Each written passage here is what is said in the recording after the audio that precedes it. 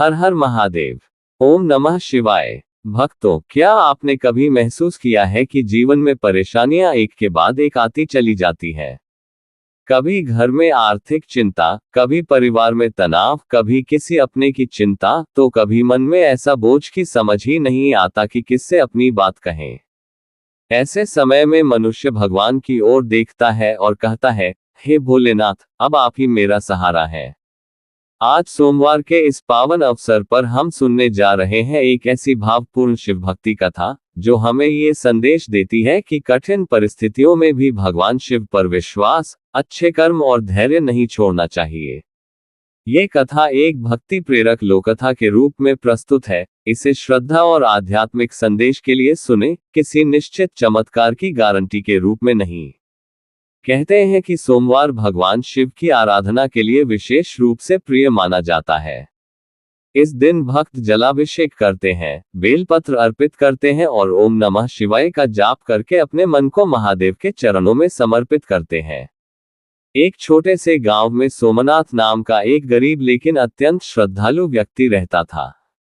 उसके परिवार में उसकी पत्नी, बूढ़ी माँ और 2 छोटे बच्चे थे। कभी उसका जीवन सामान्य था, लेकिन पिछले कुछ वर्षों में परिस्थितियां लगातार कठिन होती चली गईं। खेती से होने वाली आमदनी कम हो गई थी, घर की जरूरतें बढ़ती जा रही थीं और ऊपर से उसकी बूढ़ी माँ की जिम्मेदारी भी उसके कंधों पर थी। कई बार घर में इतना ही अनाज बचता कि अगले दिन का भोजन कैसे बनेगा, ये चिंता होने लगती। फिर भी सोमनाथ हर सोमवार सुबह सूर्योदय से पहले उठता, स्नान करता और गांव के पुराने शिव मंदिर में जाकर महादेव को एक लोटा जल अर्पित करता। एक सोमवार उसकी पत्नी ने उससे कहा, घर में अनाज बहुत कम है, बच्चों के लिए भी चिंता है। आज मंदिर जाने से पहले कुछ काम कर लो, शायद कहीं से मजदूरी मिल जाए। सोमनाथ कुछ पल शांत रहा। उसने पत्नी की चिंता समझी और बोला, मैं काम भी करूंगा और महादेव का स्मरण भी करूंगा। भगवान के भरोसे बैठना भक्ति नहीं है, लेकिन मेहनत करते हुए भगवान को याद रखना मेरा विश्वास है। इतना कहकर वह मंदिर की ओर चल पड़ा। उसके पास चढ़ाने के लिए दूध नहीं था, फूल नहीं थे और न ही कोई महंगी पूजा सामग्री। रास्ते में उसे एक पेड़ के नीचे कुछ बेलपत्र दिखाई दिए। उसने श्रद्धा से साफ बेलपत्र उठाए और मंदिर पहुंच गया। मंदिर बहुत पुराना था, वहां कोई विशेष सजावट नहीं थी। शिवलिंग के ऊपर एक छोटी सी जलधारा टपक रही थी और पास में मिट्टी का दीपक जल रहा था। सोमनाथ ने अपने लोटे का थोड़ा सा जल शिवलिंग पर चढ़ाया, बेलपत्र अर्पित किए और दोनों हाथ जोड़कर बोला, हे महादेव, मैं आपसे धन नहीं मांगता, मुझे इतना सामर्थ्य दीजिए कि मैं अपने परिवार का कर्तव्य ईमानदारी से निभा सकूं। मेरे मन को इतना मजबूत कर दीजिए कि कठिन समय में मैं टूटूं नहीं। इसके बाद वह कुछ देर आंखें बंद करके ओम नमः शिवाय का जाप करने लगा। उसी समय मंदिर के बाहर से एक वृद्ध साधु की आवाज आई, बेटा, क्या तुम भगवान से केवल अपने दुख दूर करने की प्रार्थना करते हो? सोमनाथ ने आंखें खोली और बाहर देखा। एक वृद्ध साधु मंदिर के द्वार पर खड़े थे। उनके हाथ में कमंडल था और चेहरे पर अद्भुत शांति थी। सोमनाथ ने विनम्रता से कहा, बाबा, दुख तो दूर हो, ऐसी इच्छा हर मनुष्य करता है, लेकिन मैं चाहता हूं कि महादेव मुझे दुख सहने की शक्ति भी दे।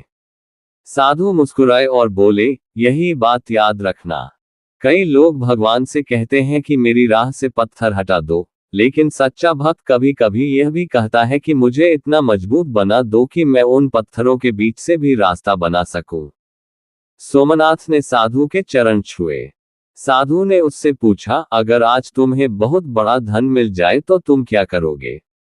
सोमनाथ ने कहा, सबसे पहले घर का कर्ज चुकाऊंगा, माँ की दवा लाऊंगा और बच्चों के लिए अनाज खरीदूंगा। लेकिन अगर महादेव ने मुझे जरूरत से ज्यादा दिया तो गांव के किसी जरूरतमंद की भी सहायता करूंगा। साधु ने फिर पूछा, और अगर धन ना मिला तो? सोमनाथ ने बिना झिझक कहा, तब मैं मेहनत करूंगा, लेकिन महादेव का नाम नहीं छोड़ूंगा।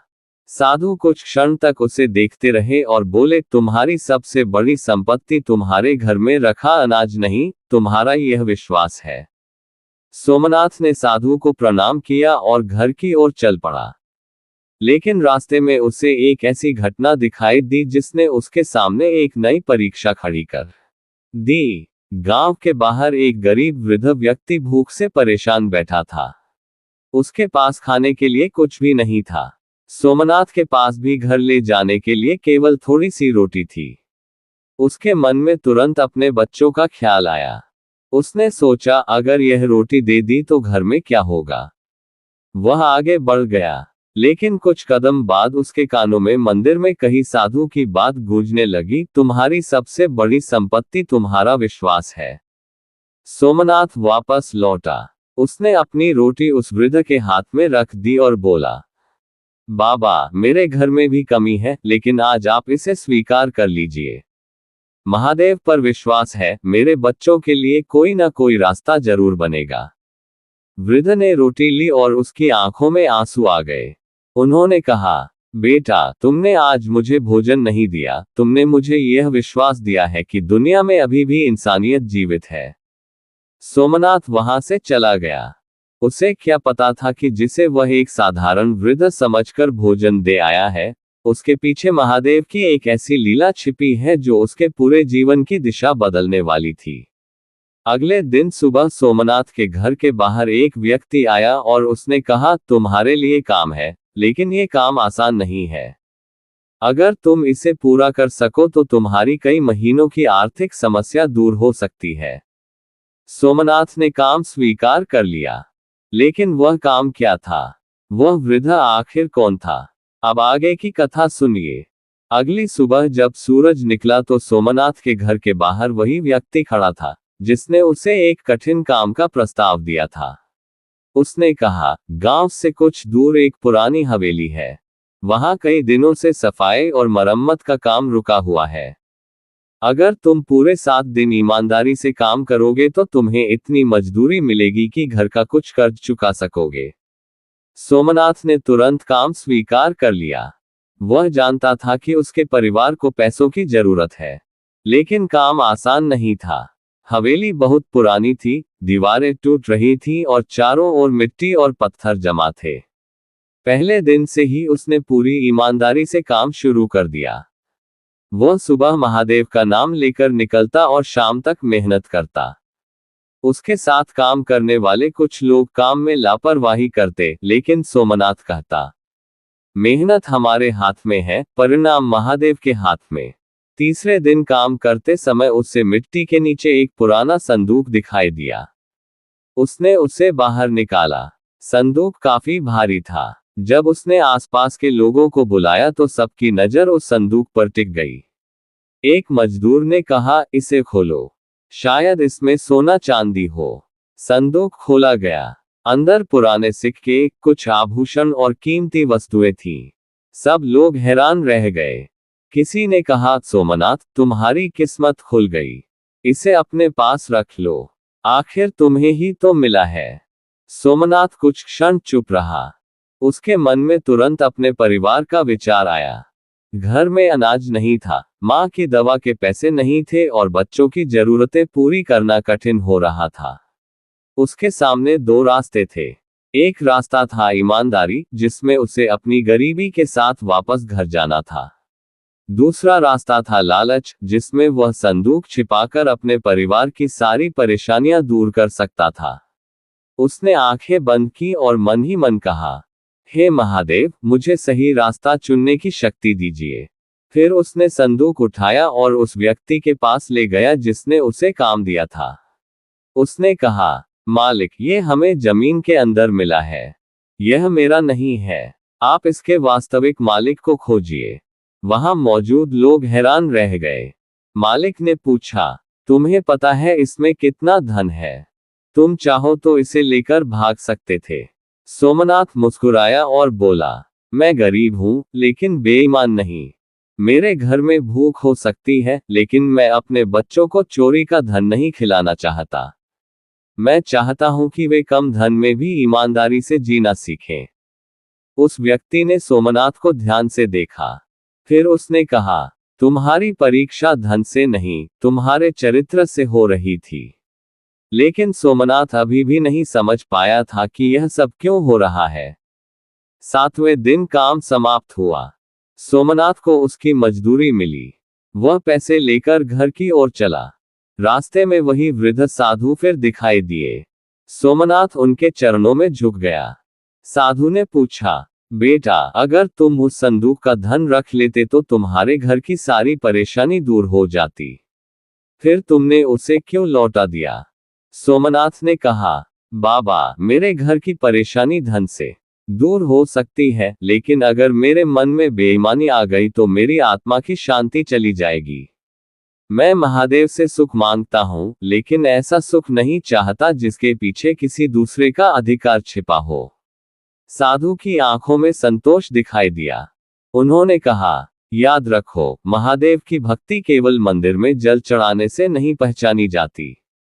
असली परीक्षा तब होती है जब कोई तुम्हें गलत रास्ते से फायदा उठाने का अवसर देता है। सोमनाथ ने सिर झुका लिया। साधु ने आगे कहा, तुम्हारे जीवन में दुख आए हैं, लेकिन उन दुखों ने तुम्हारे भीतर की सच्चाई को नहीं छीना। यही तुम्हारी सबसे बड़ी जीत है। सोमनाथ ने पूछा, बाबा, क्या मेरे दुख कभी खत्म होंगे? साधु ने मुस्कुराकर कहा, दुख और सुख जीवन का हिस्सा है, लेकिन जिस मनुष्य को सही रास्ते पर चलने का साहस मिल जाए, वह दुखों के बीच भी शांति पा सकता है। इतना कहकर साधु आगे बढ़ गए। सोमनाथ ने कुछ दूर तक उनका पीछा किया, लेकिन अचानक वे दिखाई देना बंद हो गए। वह वापस मुड़ा और मंदिर की ओर देखने लगा। उसी समय मंदिर की घंटी अपने आप बज उठी। सोमनाथ के मन में एक अद्भुत शांति उतर गई। अगले सोमवार वह फिर शिव मंदिर पहुंचा। इस बार उसने शिवलिंग पर जल चढ़ाया और कहा, हे भोलेनाथ, अब मैं आपसे यह नहीं कहूंगा कि मेरे जीवन में कभी दुख ना आए। मैं बस इतना चाहता हूं कि दुख में मेरा विश्वास न टूटे और सुख में मेरा अहंकार न बढ़े। तभी मंदिर के पुजारी ने उसे बुलाया।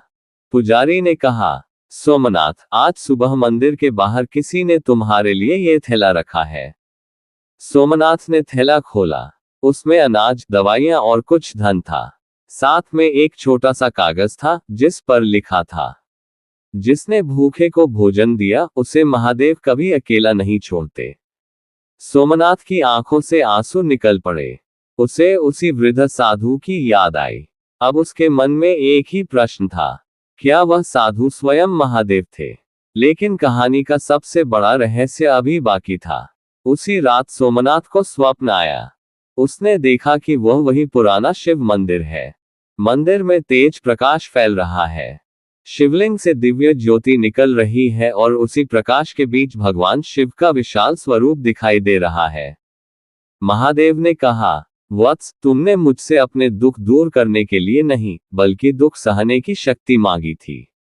तुमने धन मिलने पर भी धर्म नहीं छोड़ा। तुमने भूखे को भोजन दिया, जरूरतमंद की सहायता की और लालच के सामने ईमानदारी को चुना। यही तुम्हारी सच्ची पूजा है। सोमनाथ हाथ जोड़कर रोने लगा। उसने कहा, प्रभु, मुझे कुछ नहीं चाहिए, बस मेरे परिवार को सही रास्ते पर चलने की बुद्धि दीजिए। महादेव ने मुस्कुराकर कहा, तथास्तु। सुबह जब सोमनाथ की आंख खुली तो उसके चेहरे पर एक अद्भुत शांति थी। लेकिन भक्तों, महादेव का आशीर्वाद केवल सोमनाथ के लिए नहीं था। उसके जीवन में जल्द ही एक ऐसी घटना होने वाली थी जिसने पूरे गांव को ये सोचने पर मजबूर कर दिया कि सच्ची भक्ति और अच्छे कर्म कभी व्यर्थ नहीं जाते। हर हर महादेव। ओम नमः शिवाय। भक्तों, अब इस पावन कथा के अंतिम और सबसे भावपूर्ण भाग में हम जानेंगे कि सोमनाथ के जीवन में आखिर ऐसा क्या हुआ जिससे उसकी परेशानियों के बीच आशा की नई किरण आई। क्या वह वृद्ध साधु वास्तव में महादेव थे? और भगवान शिव ने अपने भक्त को ऐसा कौन सा संदेश दिया जिसे हर शिव भक्त को अपने जीवन में उतारना चाहिए? अगली सुबह सोमनाथ जब उठा तो उसके मन में एक अलग ही शांति थी। पिछली रात उसने स्वप्न में महादेव के दर्शन किए थे। वह जानता था कि स्वप्न को वह अपने मन की आध्यात्मिक अनुभूति भी मान सकता है, लेकिन उसके भीतर भगवान शिव के प्रति विश्वास पहले से कहीं अधिक गहरा हो चुका था। उसने स्नान किया, स्वच्छ वस्त्र पहने और सीधे उसी पुराने शिव मंदिर की ओर चल पड़ा। रास्ते में उसके मन में कोई बड़ी इच्छा नहीं थी। वह केवल इतना सोच रहा था, हे भोलेनाथ, आपने मुझे जितना दिया है उसके लिए धन्यवाद। मंदिर पहुंचकर उसने शिवलिंग पर जल चढ़ाया, बेलपत्र अर्पित किए और दोनों हाथ जोड़कर कहा, प्रभु, मेरे जीवन की परेशानियां पूरी तरह खत्म हो या न हो, अब मैं उनसे डरना नहीं चाहता। मुझे सही कर्म करने की शक्ति दीजिए। पूजा समाप्त करके जब वह बाहर निकला तो उसने देखा कि गांव के कई लोग मंदिर के पास इकट्ठा थे। गांव के मुखिया ने उसे बुलाकर कहा, सोमनाथ, तुम्हारे ईमानदार व्यवहार के बारे में उस हवेली के मालिक ने पूरे गांव में बताया है। उन्होंने फैसला किया है कि तुम्हें उनके खेत की देखभाल का स्थायी काम दिया जाएगा। सोमनाथ को विश्वास नहीं हुआ।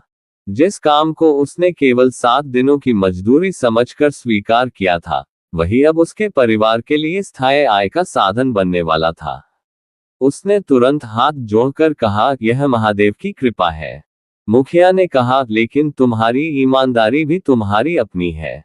अगर तुम वह संदूक छिपा लेते तो आज तुम्हें यह सम्मान नहीं मिलता।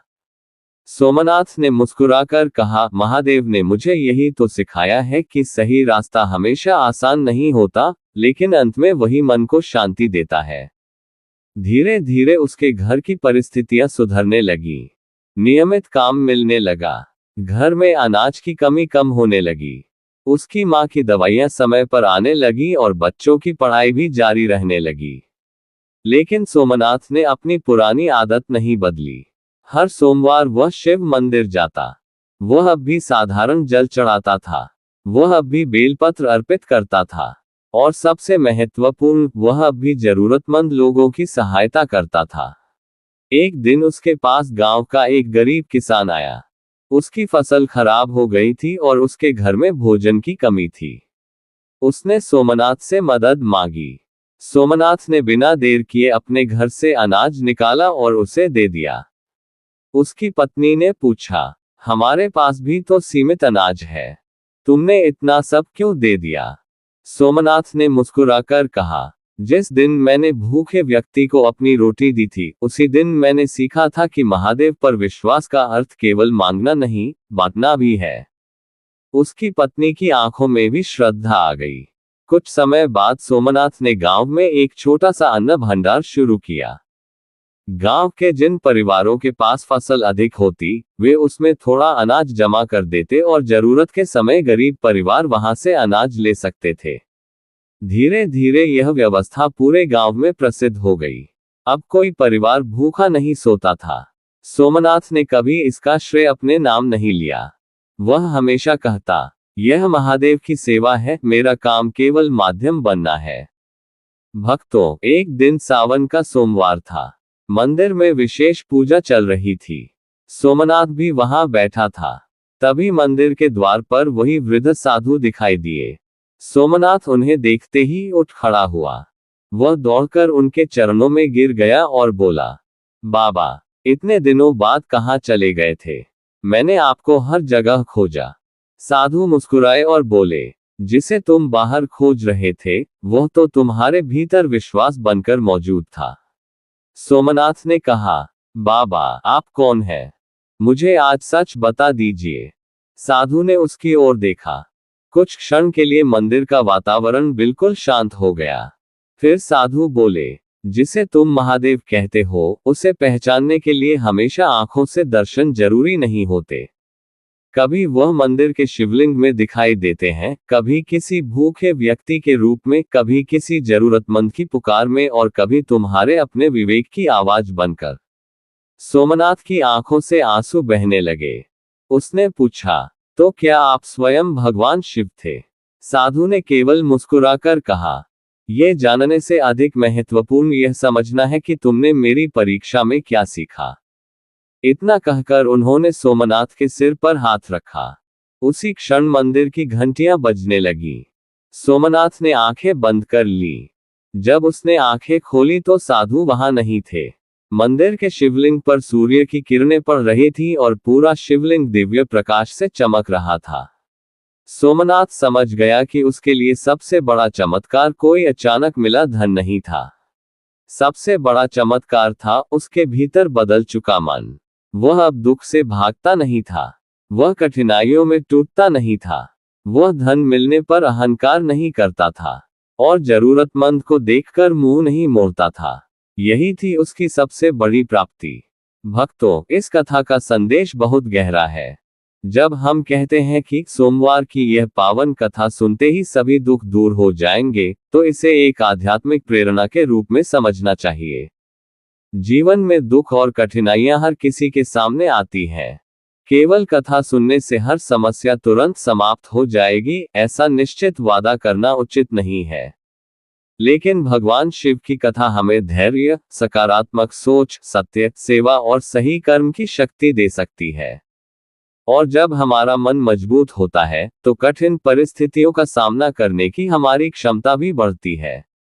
इसलिए सोमवार को महादेव के सामने केवल यह मत कहिए, प्रभु मेरे सारे दुख दूर कर दीजिए।